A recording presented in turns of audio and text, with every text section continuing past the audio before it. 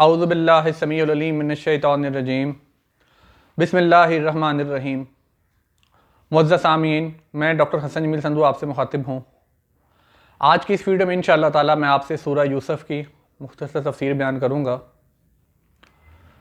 اس سورہ میں اللہ رب العزت نے اپنے نبی حضرت یوسف کا واقعہ بیان فرمایا ہے، اور اس واقعہ سے ہمیں مختلف اسباق حاصل ہوتے ہیں، جس میں سب سے مین جو سبق ہے وہ یہ ہے کہ صبر کرنا چاہیے، اور صبر کا اجر اللہ رب العزت دنیا میں بھی دیتے ہیں اور آخرت میں بھی انشاءاللہ دیں گے۔ حضرت یوسف کا واقعہ کچھ ایسا ہے کہ حضرت یوسف حضرت ابراہیم کی نسل میں پیدا ہوئے۔ حضرت ابراہیم کے بیٹے حضرت اسحاق کے گھر حضرت یعقوب کی پیدائش ہوئی، اور حضرت یعقوب کے گھر حضرت یوسف کی پیدائش ہوئی۔ حضرت یعقوب کے 12 بیٹے تھے، 10 ایک بیوی میں سے اور 2 ایک بیوی میں سے۔ دوسری بیوی میں سے جو 2 تھے، ایک حضرت یوسف تھے اور ایک بنیامین تھے۔ حضرت یعقوب کو اپنے بیٹے حضرت یوسف سے بہت پیار تھا، اور وہ انتہائی حسین و جمیل تھے۔ روایات میں آتا ہے کہ اللہ تعالیٰ نے جتنی بھی حسین چیزیں دنیا میں اتاری ہیں، جتنی بھی مخلوقات اتاری ہیں، حسین ترین مخلوقات میں سے ایک حضرت یوسف تھے۔ حضرت یوسف جب بچپن میں تھے تو انہوں نے خواب دیکھا کہ چاند، سورج اور 11 ستارے مجھے سجدہ کر رہے ہیں۔ انہوں نے یہ خواب اپنے والد گرامی حضرت یعقوب سے بیان کیا، تو انہوں نے فرمایا کہ تم اپنے بھائیوں سے یہ بات مت کرنا، کہیں حسد میں مبتلا ہو کر وہ تمہیں کوئی نقصان نہ پہنچا دیں، کیونکہ شیطان واضح دشمن ہے تمام اچھے لوگوں کا۔ کچھ عرصہ ٹھہر کر حسد میں مبتلا جو ان کے بھائی تھے، انہوں نے حضرت یعقوب سے اجازت مانگی کہ ہم یوسف کو اپنے ساتھ کھیل کے لیے لے کر جانا چاہتے ہیں۔ حضرت یعقوب نے سختی سے منع کر دیا، لیکن وہ اصرار کرتے رہے، تو کیا آپ ہم پر اعتبار نہیں کرتے؟ تو حضرت یعقوب نے کہا کہ نہیں، کہیں ایسا نہ ہو کہ کوئی بھیڑیا اسے اٹھا کر لے جائے۔ در حقیقت انہیں اپنے بیٹوں پر اعتبار نہیں تھا، لیکن انہوں نے یہ بہانہ بنایا، یا اللہ نے ان کے منہ سے ایسے الفاظ ادا کروا دیے کہ ان کو ایک بہانہ مل گیا، اور ان کے بیٹے جب ان کو لے کر گئے تو انہوں نے ان کو ایک کنویں میں پھینک دیا، اور ایک قمیض ان کی واپس لے آئے جس کے اوپر جعلی خون کسی بکری کا لگا دیا، اور کہنے لگے کہ ہم یوسف کو سامان کے پاس بٹھا کر آگے چلے گئے تو اس کو ایک بھیڑیا اٹھا کر لے گیا۔ حضرت یعقوب شدید غمگین ہوئے، اور اتنا روئے غم میں آ کے کہ ان کی بینائی چلی گئی۔ لیکن اللہ تعالیٰ کو کچھ اور ہی منظور تھا۔ اس کنویں میں ایک قافلے نے گول ڈالا، اور اس میں حضرت یوسف باہر آ گئے۔ وہ قافلہ ان کو لے کر مصر چلا گیا، جہاں عزیز مصر نے حضرت یوسف کو اپنے گھر رکھ لیا۔ حضرت یوسف عزیز مصر کے گھر پرورش پاتے رہے اور بڑے ہو گئے۔ اللہ رب العزت نے ان کو حکمت اور علم عطا کیا، اور ان کو ایک خاص معجزہ عطا فرمایا کہ وہ اللہ کے حکم سے خوابوں کی تعبیر بیان فرمایا کرتے تھے۔ جب وہ بڑے ہو گئے تو ایک دن عزیز مصر کی بیوی نے ان کے حسن سے متاثر ہو کر اور شیطان کے غلبے میں آ کر ان کے ساتھ بدکاری کرنا چاہیے اور گھر کے دروازے بند کر دیے۔ حضرت یوسف گھبرا گئے کہ یہ تو امانت میں خیانت ہے کہ جس شخص نے مجھے پالا میں اسی کے گھر ایسا کروں اور میرا رب بھی مجھ سے ناراض ہوگا۔ انہوں نے اللہ تعالیٰ سے مدد مانگی اور دروازے کی طرف بھاگے۔ عزیز مصر کی بیوی ان کے پیچھے بھاگی اور ان کی قمیض پکڑ کے کھینچا تو قمیض پیچھے سے پھٹ گئی۔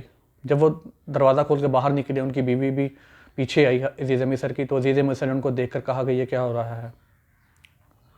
معاملہ تو وہ سمجھ گئے، لیکن ان کی خاندان کے ایک شخص کے سامنے جب یہ معاملہ پیش ہوا تو اس نے کہا کہ اگر تو قمیض آگے سے پھٹی ہے تو یوسف گناہ گار ہے، اور اگر قمیض پیچھے سے پھٹی ہے تو یوسف سچا ہے۔ عزیز مصر سمجھ گیا کہ یوسف سچا ہے، اور انہوں نے ان کو چھوڑ دیا۔ عزیز مصر کی بیوی کا یہ واقعہ بڑا مشہور ہوا، تو اس نے دوسری عورتوں کو یہ دکھانے کے لیے کہ میں کیوں اس راستے پر پڑی، دوسری عورتوں کو بھی بلا لیا اور ان کے ہاتھ میں چھری پکڑا دی، اور حضرت یوسف کو بولا کہ وہاں سے گزریں۔ وہ ان کے حسن کو دیکھ کر اتنی متاثر ہوئیں کہ انہوں نے اپنے ہاتھ کاٹ لیے اور ان کو خبر تک نہ ہوئی۔ یہ سارے معاملات دیکھ کر عزیز مصر نے حضرت یوسف کو قید میں ڈال دیا تاکہ وہ ان عورتوں کی بے روی سے محفوظ رہ سکیں۔ قید میں 2 ساتھی تھے ان کے، ان میں سے انہوں نے ایک خواب سنایا آپ کو۔ ایک نے کہا کہ میں دیکھتا ہوں کہ میں شراب نچوڑ رہا ہوں، اور دوسرے نے کہا کہ میں دیکھ رہا ہوں کہ میرے سر کو پرندے کھا رہے ہیں۔ آپ نے ان کو تعبیر بتائی کہ جو شراب نچوڑ رہا تھا کہ تم اپنے مالک کو شراب پلاؤ گے اور یہاں سے آزاد ہو جاؤ گے اور عیش و عشرت میں رہو گے، اور دوسرے کو بتایا کہ تمہیں پھانسی دے دی جائے گی اور تمہارے سر کا گوشت پرندے کھائیں گے۔ ایسا ہی ہوا، اور جو شخص آزاد ہو گیا اس کو حضرت یوسف نے کہا کہ بادشاہ کو جا کے میرا پیغام بتا دینا۔ اس کو یاد دلانا کہ میں قید میں ہوں، لیکن وہ بھول گیا۔ اسی طرح وقت گزرتا گیا۔ پھر بادشاہ کو ایک خواب آیا کہ 7 پتلی گائیں 7 موٹی گایوں کو کھا رہی ہیں۔ اس نے بہت سے لوگوں سے تعبیر پوچھی تو ایک شخص نے جو پہلے قید میں تھا بتایا کہ ہاں، یوسف جو قید میں ہے وہ تعبیر بتا سکتا ہے۔ حضرت یوسف نے اللہ کے حکم سے ان کو تعبیر بتائی کہ پہلے 7 سال خوب فصل ہوگی، خوب ہریالی ہوگی، تو آپ لوگوں کو چاہیے کہ بہت مناسب استعمال کریں جتنی ضرورت، اور باقی جو گندم ہے، جو غلہ ہے، اس کو سٹوں کے اندر رہنے دیں تاکہ وہ خراب نہ ہو، اور اگلے 7 سال خشک سالی کے ہوں گے، اس میں آپ وہ غلہ استعمال کر سکتے ہیں اور بیج سنبھال لیجیے گا۔ بادشاہ بہت خوش ہوا، اور اسی طرح ہوا۔ پہلے 7 سال بہت ہریالی ہوئی، پھر خشک سالی کا واقعہ آیا، اور اس کے بعد 1 سال اللہ رب العزت نے بہت بارشیں برسائیں، اور جو بوجھ انہوں نے سنبھالے تھے اس سے خوب ان کی مزید فصل ہوئی۔ بادشاہ نے ان کو اپنا نائب بنا لیا اور خزانے کا نائب مقرر کر دیا۔ اسی طرح ایک دن چلتے ہوئے حضرت یوسف کے بھائی ان کے دربار میں حاضر ہو گئے۔ انہوں نے پہچان لیا، حضرت یوسف نے ان کو پہچان لیا اور کہا کہ میں تمہیں بہت سا مال و غلہ دیتا ہوں۔ ان کو خوب عزت و کرام کی، لیکن ان کو نہیں بتایا کہ میں نے تمہیں پہچان لیا ہے۔ جب وہ جانے لگے تو چپکے سے ان کے مال میں ان کا جو پیسے انہوں نے ادا کیے تھے، جو نقدی دی تھی، وہ بھی رکھوا دی، اور ان کو بولو کہ تمہارا ایک بھائی اور ہے بنیامین، اس کو بھی میرے پاس لے کر آیا۔ وہ اپنے باپ کے پاس واپس گئے اور ان کو بتایا حضرت یعقوب کو کہ ہم اس کو بھی لے کے جانا چاہتے ہیں، بے شک وہ بادشاہ بہت مال دینے والا ہے، اس نے ہمارے پیسے بھی دے دیے ہیں۔ حضرت یعقوب نے کہا کہ نہیں، مجھے تم پر اعتبار نہیں ہے، تم غلط کرو گے جیسا تم نے یوسف کے ساتھ کیا تھا۔ انہوں نے قسم دی کہ ہم انشاءاللہ اس کی پوری حفاظت کریں گے، اور وہ لے کر چلے گئے۔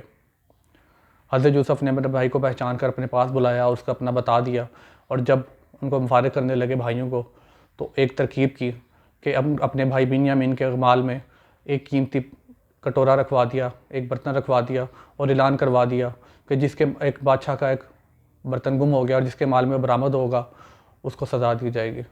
یہ سارا اسکیم کے تحت ہوا، اور اس طرح حضرت یوسف نے ان کو اپنے پاس رکھ لیا اور ان کو بولا کہ تم لوگ باقی بھائیوں کو 10 بھائیوں کو بولا تم لوگ جا سکتے ہو۔